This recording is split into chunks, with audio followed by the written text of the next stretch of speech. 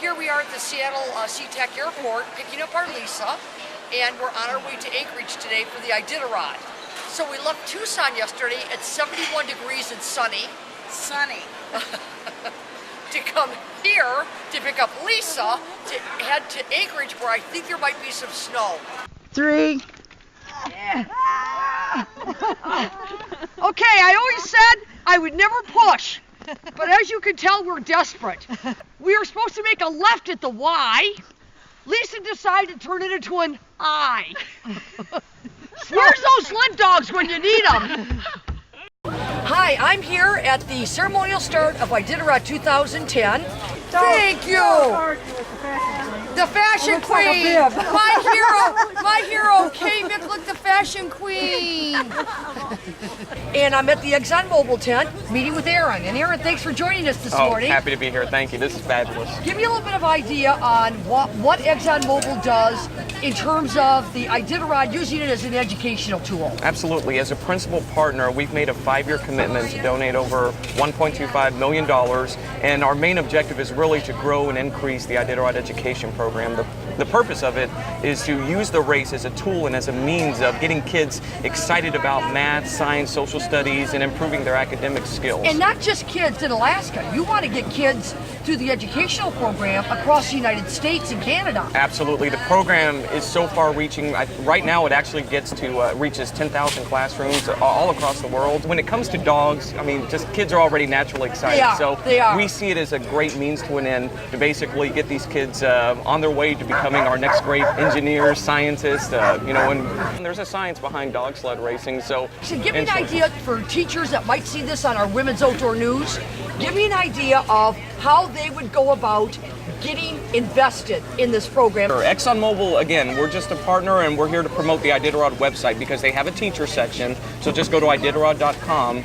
So Aaron, thank you so much. Thank I really you. appreciate you. You have a today. wonderful day here at the Iditarod. We will, thank you. Please go on inside and get some cider, all right? Okay. Oh, cider, okay. Iditarod teams average 16 dogs, which means more than 1,000 dogs will be running through downtown Anchorage, and one guy with a big pooper scooper will be running right behind them. Not sure I want to volunteer for that one. I'm glad I got this job.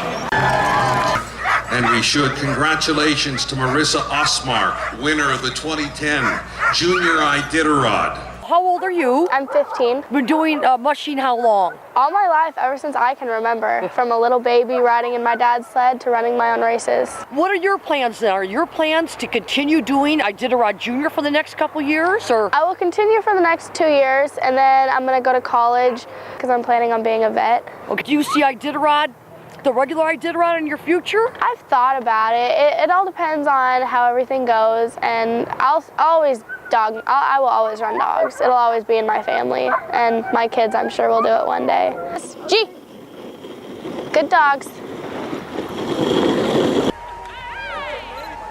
And the sheet right now is team number 50, Ali Zirkle from Two Rivers, Alaska. Her Iditarod this year is Kent Krivetsky from Alaska. What happened was I adopted an old sled dog. The dog that I adopted, his name was Skunk. He looked like a skunk. He was not smelly, but he looked like one.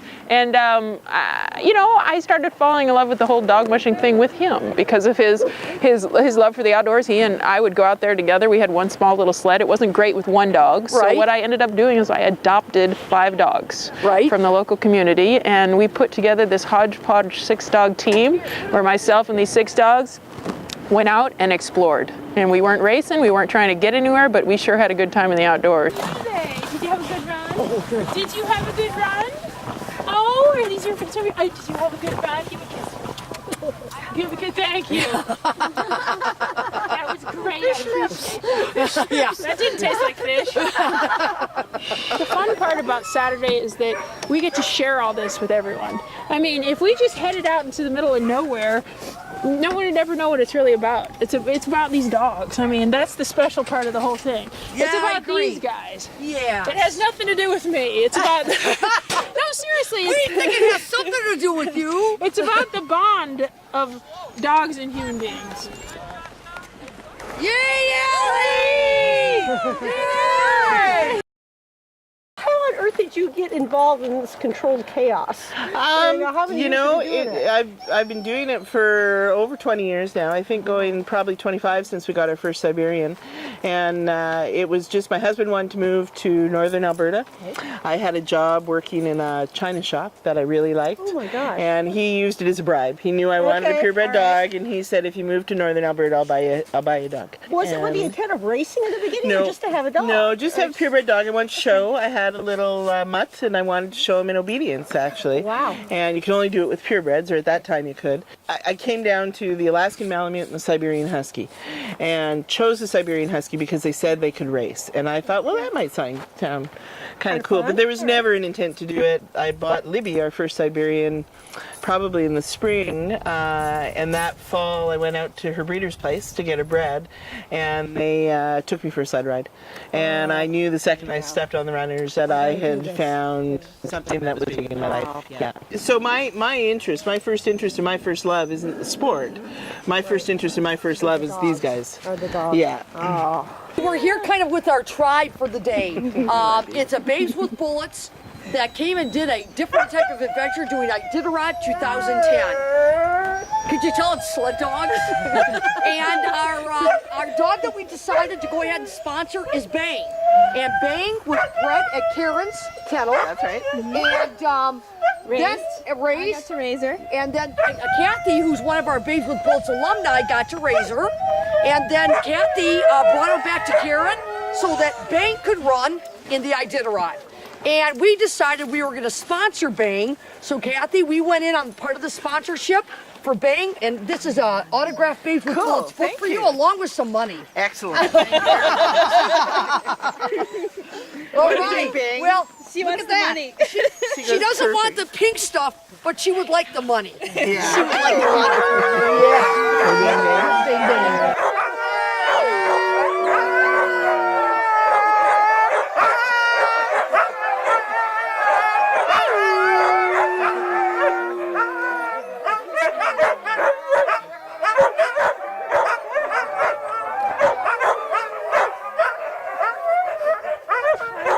All right, that'll do.